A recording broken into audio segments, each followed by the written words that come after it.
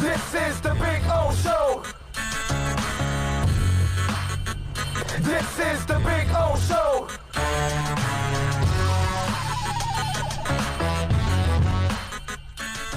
Talk about. There's a lot of great things to talk about. Some stuff that's sad, I would imagine, and frustrating, especially for those of us that are football fans. It looks like college football, and not a surprise on this show. If you've been listening to this show for a while, I really didn't expect college football to happen. You know what I mean? Then the Gregory Rousseau decision becomes no decision. Really. Think about it. Now, for those of you out there that were butthurt about Gregory Rousseau and you were thinking, oh, man, this sucks, and, you know, he should be about the you and all that, and he was about him, you, him, not you or the you. He was about him, you know, you, Gregory. That's what he was about. And in the end, we're not going to have a college football season. So Gregory Rousseau, you know, I don't know what happens with De'Ara King. You know what I mean? This year.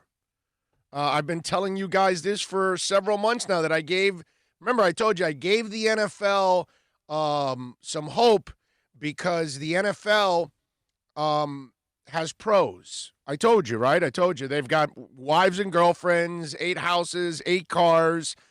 They've got stuff to pay for. And so in order for them to pay for all that stuff, they got to earn some money. So I could see where the greed of the NFL will drive them. The virus will drive them to stop the game because they're going to get – there's no way to keep everybody clean. It's just impossible. It really is. And so now we see the decision coming from the MAC, which now is igniting the conference, the commissioners from the Power 5 schools to meet. And there's already talk that the Big Ten and the Pac-12 are ready to go ahead and cancel the seasons. And now they're kind of meeting so they all do it at the same time. They do it in a uniform fashion. This way, the last conference to bail out, which we all know would be the SEC. Come on. Who are we kidding here? Who makes the most money? The SEC. Who has the most to lose? The SEC. Who's closer to the NFL? The SEC. The SEC would be the last conference because they're so greedy also that they will hold on to the last moment. And it's like we live in this, not we, because I don't live in that fantasy, but it's like they live in a fantasy. And they think the virus is going to go away. You know, like like our president, oh, it'll go away. It's not going away, dude. And the way we act, you're at Sturgis in South Dakota, and the place is packed, dude. I was watching the videos over the weekend. I'm dying to go there, by the way. I was going to call you, Bill. I was like, dude, these videos you got to see the videos at Sturgis. It's just awesome. But it sucks, right? I wouldn't go now. And by the way, 99.999% of them were not wearing masks. Okay? I mean, it would be rare that you would find a mask. And I just saw in California, in Southern California specifically, they're having problems with parties all over the place. There was one that was filmed this weekend where it was just a house party that were, over 100 people there. And nobody was social distancing. Nobody had a mask, and they were all and that's what's going on now. Parties behind the scenes at homes, and they're meeting, and they're not masking. And so I told you guys this before. The nutbags that don't want to wear masks, that fight about wearing masks, that want businesses open, are the ones that are closing the businesses, are the ones that are closing down football, are the ones that are limiting sports to us. I mean, that's because we have not handled this the right way. We've been an absolute disaster in handling this whole thing. There's been 19 million cases. We have 5 million of the 19. We have 25% of the cases in the world. Okay? So if you think our leadership's doing the right thing, you are wrong. And you keep listening to these clowns, oh, we're testing. You're not testing enough. And the funny part is all these tests that they've done for months now are useless because you can't track and trace something that's 7 to 10 days old. You're way behind by that point.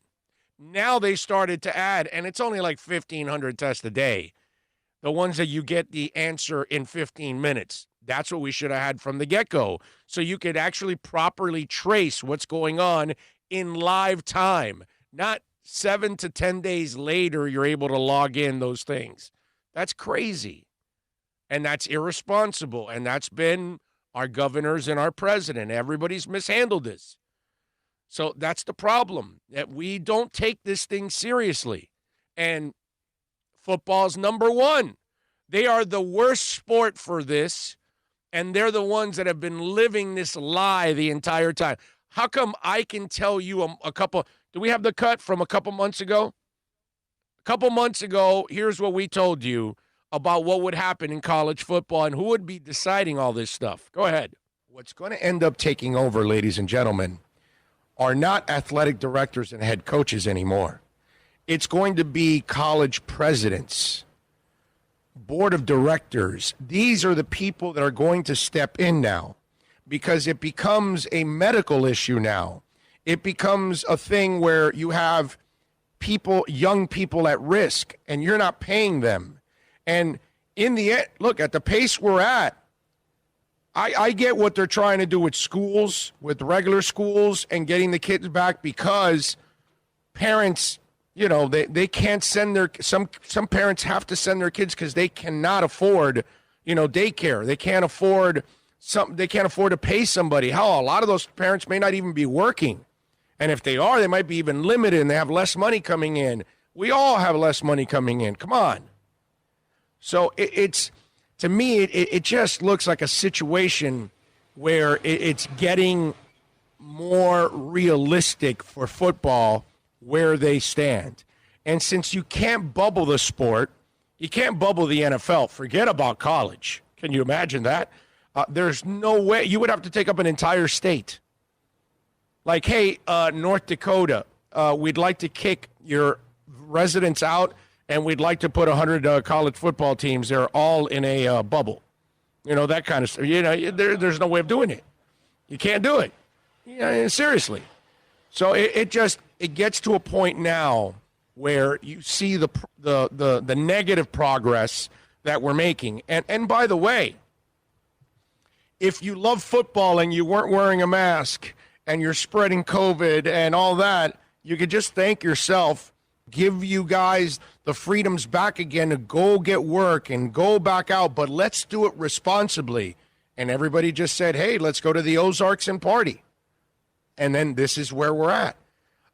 It's really hard to blame the politicians mostly for what's going on now. It's really mostly our fault that we chose not to wear a mask. We chose to spread it. We chose to protest without a mask. We chose to go support a candidate without a mask. We chose to bum rush Costco without a mask. It's really our fault. So when football doesn't return, you can stand there and look in the mirror and go, it's our fault. That was almost 2 months ago that we told you this, you know? And how long ago was it? Ironically, 1 month to the day, July 10th, segment 2. There you go. July 10th. And to me, it was obvious where football was headed. It just makes, ladies and gentlemen, we're running into lawsuits now. Okay? Heather, what's it called? Heather Dinich, who does an excellent job for ESPN covering college football. She was on ESPN yesterday. And here's one of the things that I was leading into why I told you that forget the coaches, because you heard coaches run their mouth about playing, and I'll get to the players soon enough. Those silly fools think that they've got anything to say in all of this. It's just the naivete that goes on with all of this. It's the real issues are are happening right now in college football. Go ahead. It was a combination of factors. I mean, you have the MAC decision. That was extremely important because it was the first FBS conference to postpone fall sports. But there's also been a lot of outspoken players from the Pac-12, from the Big Ten, from the Mountain West Conference who have spoken up about concerns about playing during COVID-19. But I think a real big driving force in the quick turn of conversation has been a significant concern from the medical advisory committees from each of these conferences about the unknowns of the lasting impacts of heart effects from the coronavirus. There are a lot of unknowns, and you heard MAC Commissioner John Steinbrecher talk about that when he talked about their reasons for postponing fall sports. So that's a big question mark right now. Lawsuits. They don't want lawsuits. And that's what's going to come out of this. Because they're going to blame the administration and the coaches and the school for not creating a safe environment. And guess what? It's a freaking pandemic. There's no such thing as a safe environment unless you live in a bubble, okay? That's the only way you're going to be safe, that everything you touch and everything given to you has already been sterilized. And you live in a bubble and you can't go anywhere. That's the only way. But every time we go to a restaurant to pick up our food, we go to the supermarket to buy something. I was Saturday in Publix, masked up as always. Go in, go out, try to stay away from people as much as possible. Don't touch anything. A door, I grab it with the bottom of my shirt, whatever. I try to stay away, and it's still hard to do, okay? So far, I've been lucky, knock on wood, but that doesn't mean I'm going to be able to stay away from it. Eventually, I'm probably going to catch it one day. I hope not, because I have no idea what it's going to do to a guy like me with 5 stents in my heart.